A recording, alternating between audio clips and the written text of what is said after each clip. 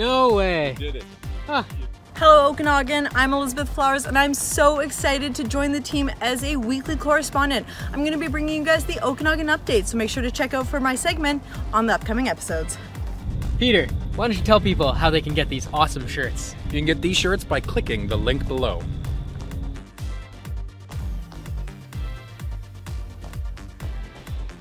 David, I'm ready, my friend.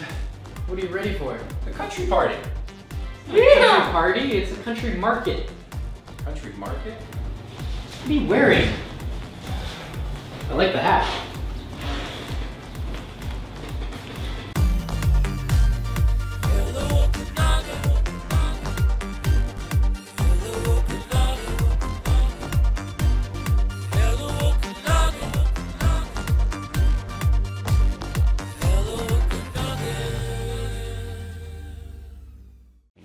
Hey my friends, so we're at episode 20 already. Do you think we'd be here? I don't know, I can't even think. I'm still buzzing from last week's episode. And not buzzing from the Planet B, buzzing from the airplane episode. That was absolutely insane with the snowflakes. And Mitchell got to do a couple of barrel rolls and a loop-de-loop and stuff. I mean, that was awesome, so thanks to those guys. But, speaking of which, while we were up there, I saw this massive orchard down here, and that's what made me want to interview our next guests here. Cool, so where are we at right now then, Peter? We're going to go to Davison Orchard in Vernon.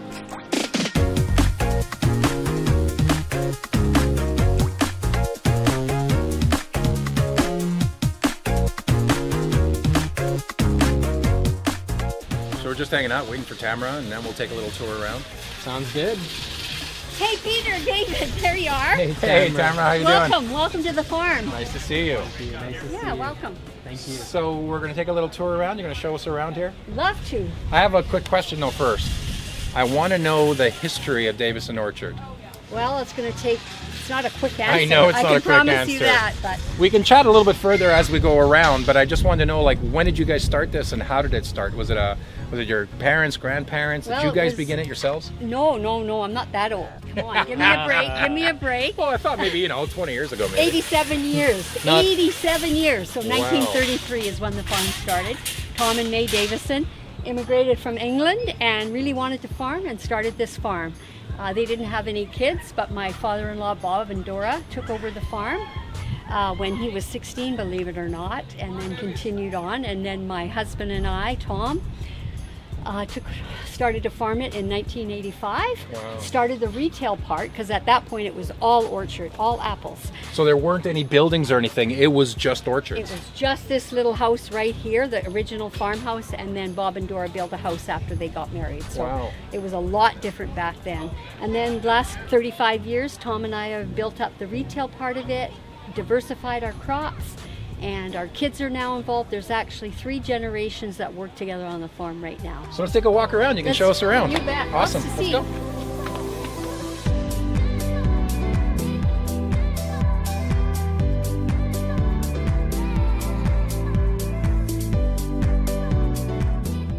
All right, Tamara, so where are we now? We're at the old brick press. It's a brand new area we opened up in the cannery this year.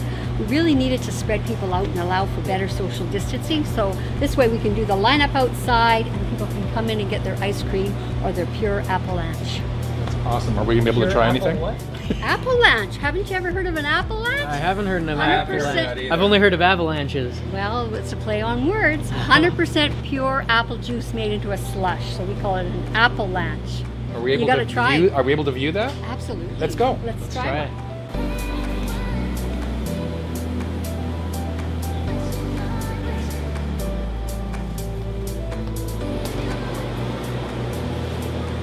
Cheers. 100% pure apple juice. No sugar added, no preservatives. Cold pressed juice. Wow. Nice to feed my son. Absolutely. Applesauce? Yeah. This is like a frozen version of it. Exactly. That's exactly what it tastes like. Really, really good. I'm now hooked on the avalanche.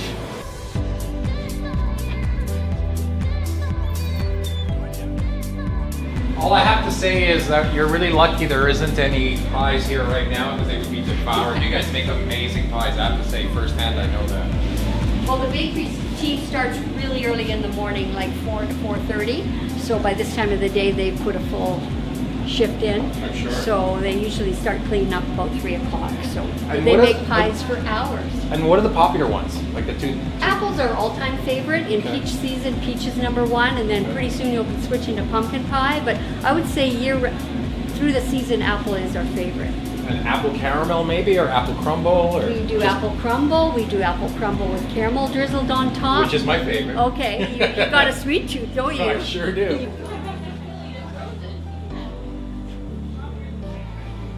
We're like the kid at a candy store with candies and pies and muffins and ice cream. Actually, recently took some of these scones home. They were absolutely delicious. So here's our apple juice, and that's what we make our apple lunches out. This juice was all pressed last year, so we freeze it so we have it available, and before you know it, we'll be pressing again. We blend 3 to 5 different varieties together, so it makes an awesome cold pressed juice. So you press this fall for next year. Exactly. Exactly what the wineries do. Well, we'll press this fall, and we'll start selling it September, October, and then we'll press and hold it. So awesome. when we open up in May, we have a first-class product. Did you guys close on Halloween? October 31st is our last day. Okay. Opening up May 1st.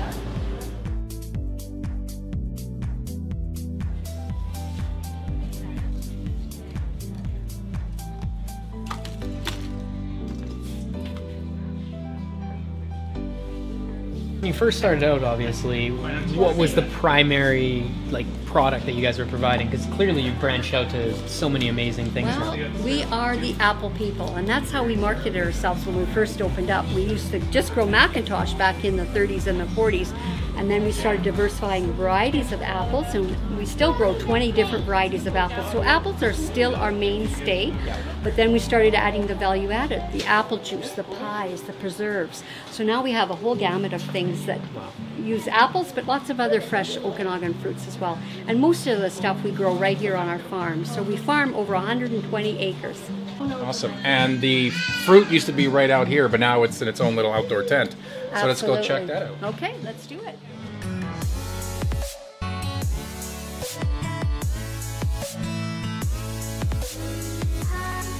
All right, so we're here now in front of the fresh produce tent. Why don't you tell us a little bit about this?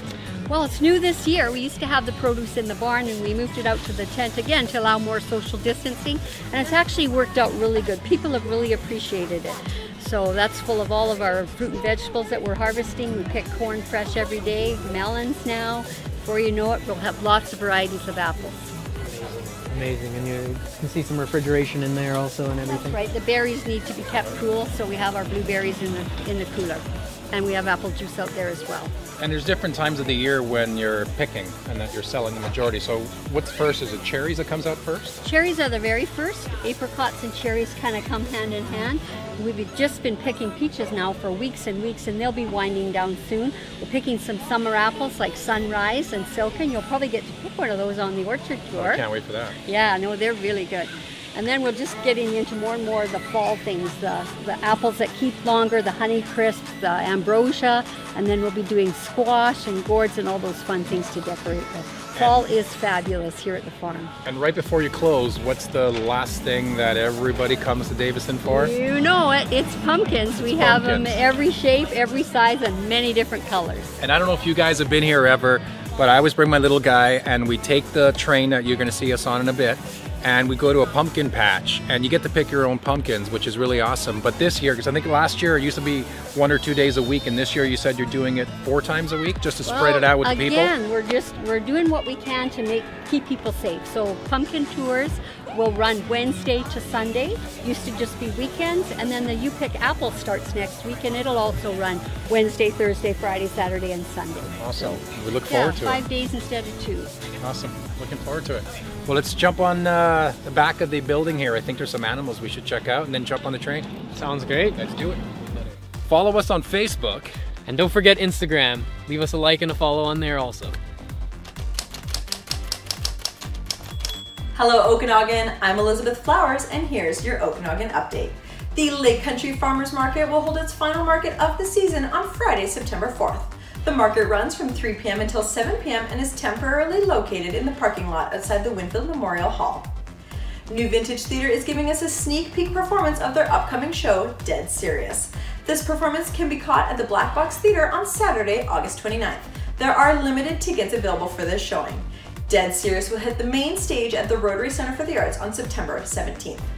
And our historic O'Keefe Ranch is closing early. The ranch will continue to welcome guests by donation until September 12th. Guests can visit the ranch from 10 a.m. until 4 p.m. Wednesday through Saturday. And following in Walmart's footsteps, all shoppers are now required to wear face masks at Real Canadian Superstore and No Frills Grocery Store. This will take place starting Saturday, August 29th. Now back to the boys at Davison Orchards. Do you watch Hello Okanagan? I think so.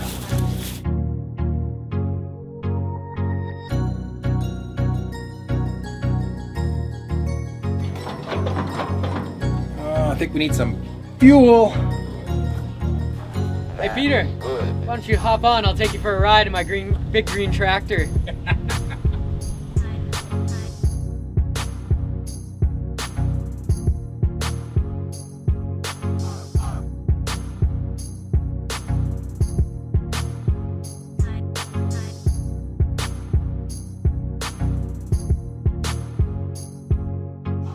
And I mean, you heard a little bit of the history of the farm, but basically the family got started here in 1933. So I'm third generation along the way, and we've been very fortunate because we got such a good location when the family did get started here. So that enables us to grow a lot of different crops.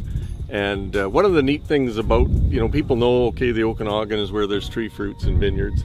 But if you just stop and think about it, if you looked at a map of North America and you put your finger on Vernon, that's the furthest north in all of North America where tree fruits and vineyards are grown at a commercial level.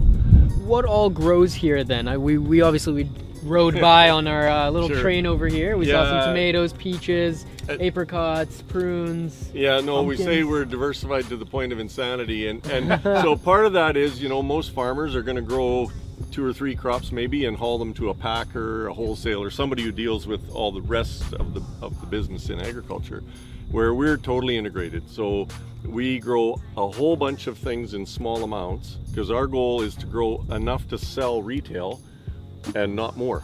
Yeah, you don't need to put your products out there into like the wholesale market and everything, and we're go not out to other trying retailers. to ship apples across the world or tomatoes or whatever. We're trying to grow them and put them right into the hands of the public. No, you're a full ecosystem here. You grow it all here. You produce the products that sell to retail. You sell the actual bulk goods and products. Sure.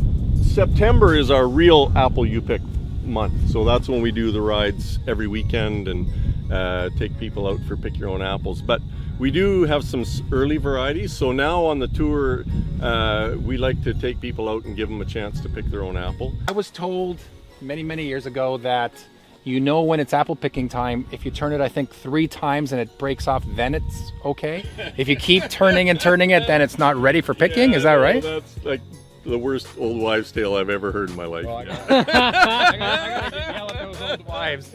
Yeah, no, measuring apple maturity so that they're at the right stages, there's certainly science to it, and there's a bit of an art to it as well. Kind of like I'm trying to figure out David's maturity too. Yeah, that's probably more difficult, but that's it. And you can see there's a few marks on some of the apples. That's actually from a hailstorm back in June. Oh, I do remember that. Yeah, and some of them are fairly significant, especially when you think that the apple, when this hailstorm went through, was probably about the size of my thumbnail, like they were tiny. It was the first week of June. But the marks tend to grow with the fruit. So they heal over, and actually the fruit's fine, but of course they look bad. So would the mark have been smaller as the apple grows, it stretches it out? No, that might have been a pinhead size, So, the thing is with the school tours, we teach the kids a rhyme, and kids are better at rhymes than adults, so this could be a challenge, because it's a pretty complicated rhyme. So first thing you have to realize is that you don't just pull apples off the tree, right? You can actually pull pretty hard and they don't want to come off. And then there's, you know, in every crowd there's a few twisters, you know, the twisters that they turn it round and round and round and until, you know, the stem comes off or something tragic like that. So no twisting and no pulling. So we tell the kids that the bottom of the apple is the eye of the apple. Okay. And right now the eye is pointing at the ground. So the secret to picking apples is to turn the eye to the sky. So that's our little simple rhyme and that the children learn. So yeah, but you can see it doesn't want to come off. But when you turn the eye to the sky, then it'll just come off like nothing. So that's. But find a nice big one. You know, it's like a magic trick. Eye to the sky. There you go. No way. You did it. Huh. You did it. That's a silken, and silken came from the Summerland Research Station. It's actually a great apple. But you never see it in the grocery store because it bruises easy. It has a very thin skin, and so it's never a big commercial hit, except we just love apples with great flavor. So, you know, we love growing some silken. When you grow, how do you, I'm not sure, are you guys organic? How do you treat the trees and everything? Sure. Yeah, and we're not technically organic. You know, organic is, for me, is more of a marketing stamp than it is really about how you grow the trees. There's like most of the practices that we do would fall under the organic category. We just don't worry about whether or not we have the sticker or not. The truth is that the area we live in, the North Okanagan, is phenomenal for growing fruit because of the climate, which is part of the reason we have so few pests and diseases. Remember we were talking about how dry it is. Mm-hmm. Most fruit growing areas in the world have high humidity and higher rainfall than we do here, and they have to control diseases. And so that requires some spraying to control diseases. And in this area, because of the low humidity and all the rest of it, we have very, very little disease problem, just naturally. It's phenomenal. Naturally organic. It's very true. Go figure. So I heard an interesting story about the irrigation system here. You want to tell us a little bit more about it? Sure. This area, of course, it was developed in the early 1900s, and so it's part of a regional irrigation system that was put together then. In those days, it was called the Vernon Irrigation District, and basically what happened was there was some, you know, early immigrants who had came in, saw the potential, mostly from the UK, saw the potential for this area for agriculture, but knew they needed water. Too far to pump out of the big lakes. There's tons of water in Kalamalka and Okanagan, but there's too much distance involved to pump any volume of water.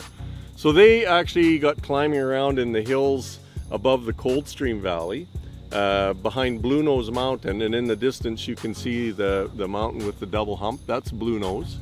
And behind Blue Nose they discovered quite a large lake, mountain lake, and they named it Aberdeen Lake.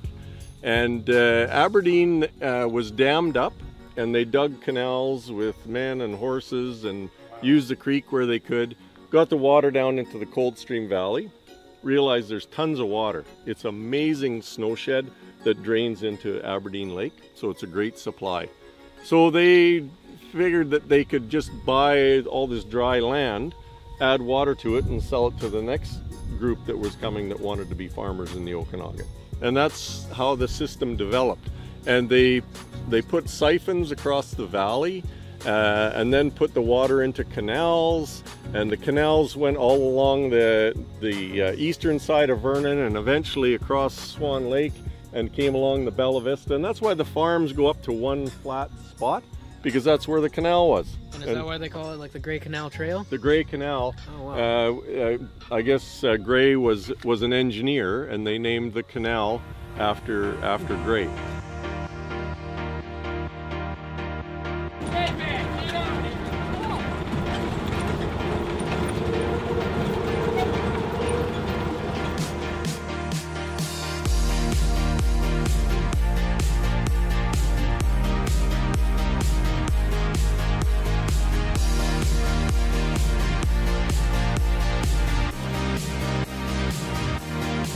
So these are called yellow babies, and there is a little knack to picking a watermelon, and I'm probably the worst watermelon picker on the farm. Definitely the worst one in the family. My son looks after all the melons, and we grow these yellow babies. They're fun and really, really good taste. We actually have people that come from all over to buy them because they can't get a seeded watermelon, you know. So I actually have a guy coming from Chilliwack tomorrow for 2,000 pounds of red watermelon. So, so that's a yellow baby growing in the Bella Vista. You may have to do laundry tonight because they're pretty juicy. Oh yeah, I got. And you know, what's a watermelon without having the chance to spit seeds? Okay? Oh wow. Our children are deprived eating all these seedless watermelons. Yeah, I feel like you're at a baseball game, just spit, shoot at the spits. Big thank you to Sunshine Autographics here in Vernon. And Snappy Prints for making these shirts, koozies, coffee mugs, and everything else. More information on the websites below.